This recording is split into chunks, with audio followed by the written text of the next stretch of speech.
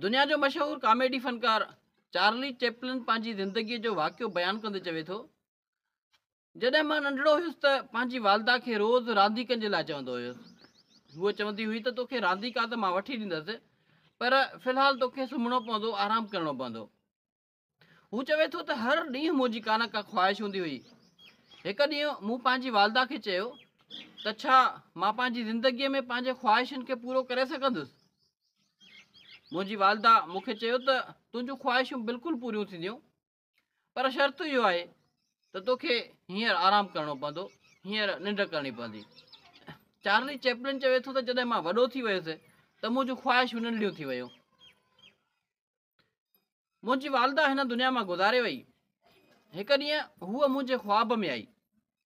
मूं उनखे चयो त मां तोसां मिलणु थो चाहियां, मां तो वटि अचणु थो चाहियां, मां तोसां रहणु थो चाहियां।